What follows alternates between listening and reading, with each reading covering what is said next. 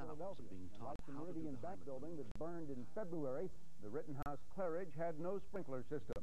Let's get the full story now from Action News reporter Rick Williams live at the scene. Rick? Well, Mark, at this hour, we do know what caused this morning's three-alarm blaze. Fire officials tell us it was an electric space heater in apartment 420. That's the apartment right above me there. Apparently, the space heater was placed too close to some ignitable items, perhaps upholstery or drapery, something like that. We are also told that tonight all of the residents who were evacuated this morning are back in their homes, except for those who lived above 420 and under 420. Those residents are being placed in a hotel provided by hotel management. So overall, this was a fire that had no fatalities and only a handful of injuries. Fire officials say things could have been much worse. The fire started in apartment 420 and within seconds roared into the fourth-floor hallway, sending residents running. So we tried to bolt down the first, what do you call it, stairwell, and it was coming up through there. The bells went off, and we just had to get out. Was I scared? I thought I had a heartache. I'm still shivering. By 10 o'clock, 18th and Walnut was a mass of confusion and activity as fire and rescue units tried to evacuate all 26 floors, including the ground floor Fidelity Bank. Many elderly residents, shocked and shaken, had to be carried outside. In all, 90 people were evacuated. Fire officials say, fortunately, most of the occupants were at work. There was less of an occupancy load, but the firefighters did a real swell job here. There are 4 police officers who got here early on in the fire that have gone to the hospital. 3 of them appear to be minor. 1 has some serious smoke inhalation.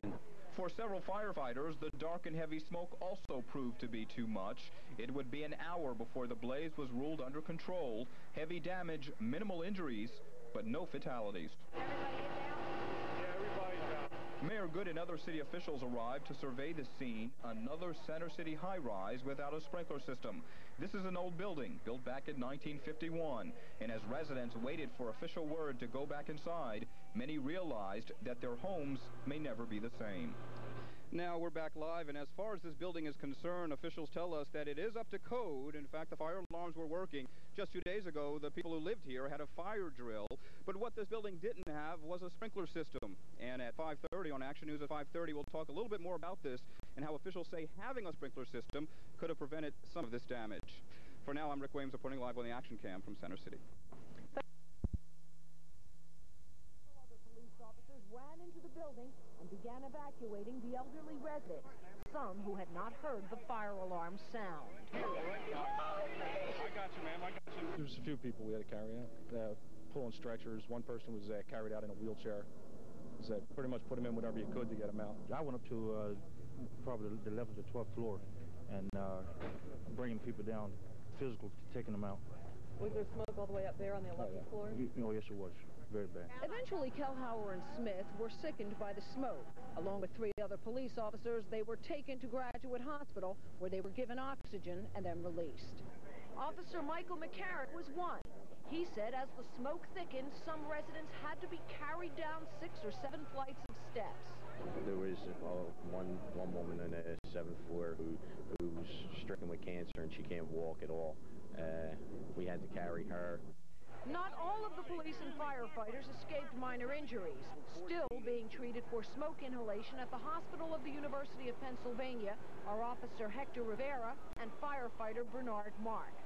Today's quick work by the police and fire department saved lives and was certainly heroic, yet the officers we spoke with say they were just doing their job. I'm Kathy Gandolfo, Channel 6 Action News, Center City. Well, this same high-rise apartment was also the scene of a deadly explosion and fire back in 1988. 81-year-old Charles Jeffries was killed in that September 18th explosion. The blast and resulting fire caused extensive damage to the 19th and 20th floors. At the time of the blast, there had been reports of a gas odor in the building. Residents had complained that the fire alarms in the building were overly sensitive, sending out false alarms that were often ignored. That is our